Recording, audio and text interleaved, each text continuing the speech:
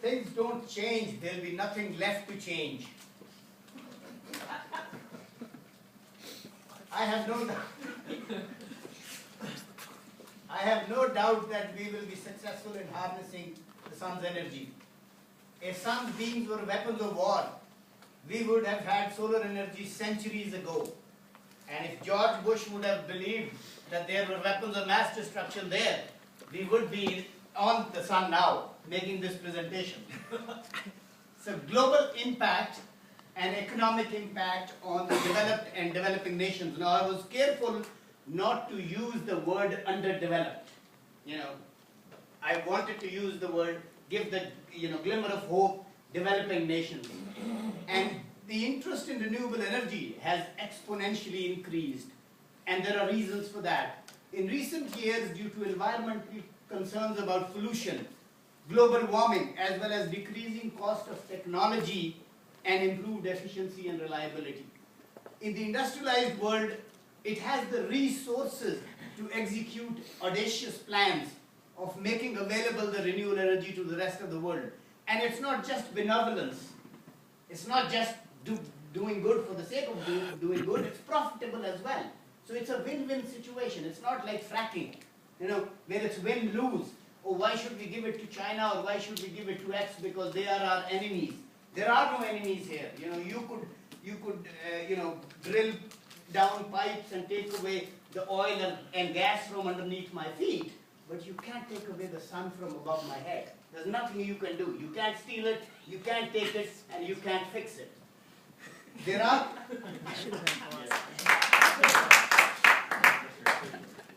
there are 1.4 billion people in the world who actually live without electricity. Now this is just a recall. I had a German friend in Boston, and he was one of the fellows with me. So I was trying to explain load shedding, or as load sharing we call it, in the developing world. And he was like, what do you mean that you don't have electricity? Where does it go? And I was like, we don't have enough of it. And he said, well, India and Pakistan both are like the 5th, 6th nuclear-powered states, states. And I said, yes, but we don't have electricity for our factories, for this, for that, for whatever, and industry and universities. And he said, how dumb is that? You've got nuclear weapons, you've got nuclear capability, but you don't have the electricity. And that was true. That's the irony. Similarly, 3 billion people in this world rely on charcoal or dung or wood for their energy consumption. And the associated disease that happens with that, the respiratory problems and all that, is a real challenge. Now, the global impact, developing countries, it causes a paradigm shift. Greenhouse gas emissions, which would cost trillions of dollars in damage to the ecosystem, can be prevented, it can be curtailed, it can be controlled. Similarly, increasing magnitudes of warming increase the likelihood of severe pervasive weather and irreversible impact of that. You've got Bangladesh that is going totally down and under. The predictions are like in the next 30, 40 years, more than half of the country will be completely underwater. And that's because of global warming. It may not affect us, but it does affect another human beings. And I may have to take admission into the School of Philosophy after this ends, but that might be the case. So in developing countries, what does it do? Poverty alleviation, education, health, self-reliance. So they are not blackmailed by a superpower.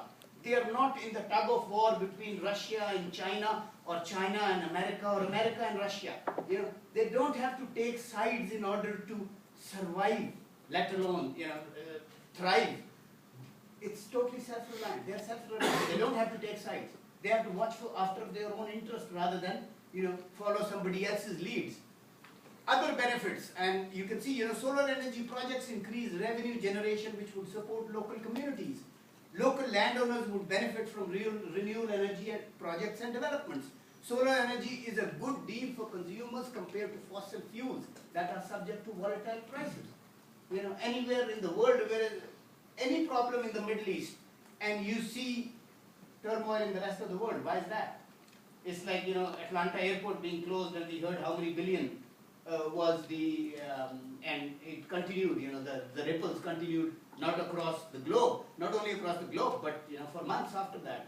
It's the same, exact same. You get blackmailed. The whole world is hostage because of oil coming out of the Middle East, or gas coming out of X country, or Y or Z. Solar energy, economic impact, demand and supply. I mean, when you talk about demand, it's one of the fastest growing technologies in the United States. Between 2009 and 10, it went from 3 billion to 6 billion. It doubled in 1 year.